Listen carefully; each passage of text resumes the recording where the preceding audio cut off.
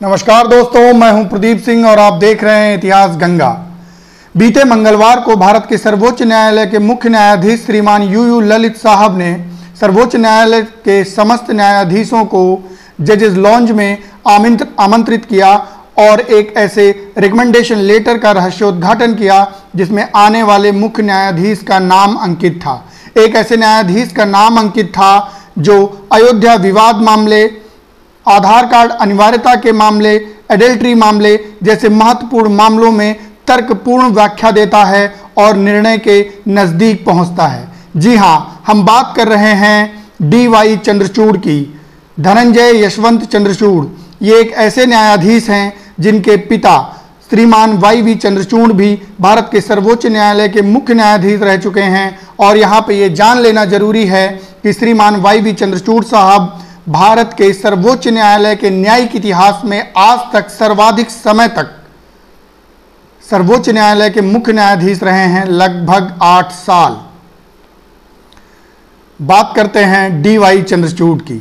DY Chandrachud का जन्म 11 नवंबर 1959 को YV चंद्रचूड़ और माता प्रभा के घर में हुआ था।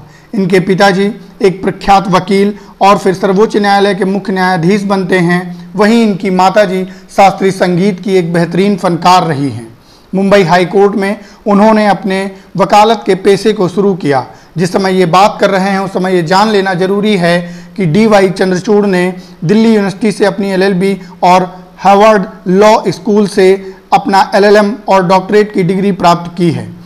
मुंबई हाई कोर्ट में अपने वकालत के पेशे को आगे बढ़ाते समय कुछ ही दिनों बाद 1998 में इन्हें मुंबई हाई कोर्ट का वरिष्ठ अधिवक्ता घोषित किया गया और लगभग सन 2000 में इन्हें वहां का जज भी नियुक्त किया जाता है।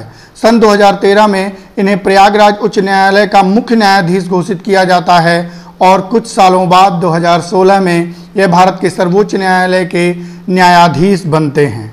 चूँकि भारत के सर्वोच्च न्यायालय के मुख्य न्यायाधीश के चयन में सबसे अधिक अगर किसी विषय की योग्यता पर और किसी विषय के प्राथमिकता पर ध्यान दिया जाता है तो वो है वरिष्ठता। और वर्तमान मुख्य न्यायाधीश श्रीमान यू ललित साहब ने वरिष्ठता के अनुसार ही DY चंद्रचूड़ को भारत के मुख्य न्यायाधीश के रूप में चयनित किया जाए, इस विषय को लेकर केंद्र सरकार को रिकमेंडेशन लेटर भेजा है। जब हम बात कर रहे हैं DY चंद्रचूड़ की तो यह जान लेना चाहिए कि यह वही न्यायाधीश हैं जो पेपरलेस कोर्ट की बात करते हैं। उनको लगता है कि जब हम तकनीकी रूप से आगे बढ़ रहे हैं तो कागज़ों पर अपना समय और दिमाग जाया क्यों करें। ये वही वकील हैं जिन्होंने अपने प्रारंभिक समय में यह सीखा है कि अगर किसी विषय को, अगर किसी केस को पूरी तरह से सुलझाया जाना है तो उसकी व्याख्या तर्कपूर्ण ढंग से की जानी चाहिए।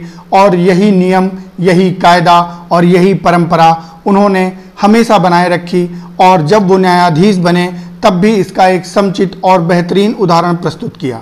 सर्वोच्च न्यायालय के जो युवा वकील हैं वो गाहे बगाहे इस बात को बताते रहते हैं कि DY चंद्रचूड़ किसी भी निर्णय पर पहुंचने से पहले उसकी एक तर्कपूर्ण व्याख्या करते हैं। अगर DY चंद्रचूड़ भारत के मुख्य न्यायाधीश बनते हैं, जो कि लगभग तय है, तो यह भारतीय इतिहास में पहली बार होगा कि किसी सर्वोच्च न्यायालय के मुख्य न्यायाधीश का पुत्र भारतीय सर्वोच्च न्यायालय का मुख्य न्यायाधीश बनेगा। DY चंद्रचूड़ का जन्मदिन है 11 नवंबर को और वो 10 नवंबर 2022 को भारत के मुख्य न्यायाधीश के रूप में पदभार ग्रहण करेंगे, शपथ लेंगे और 10 नवंबर 2024 तक वह अपने सेवानिवृत्ति के समय तक भारत के मुख्य न्यायाधीश रहेंगे।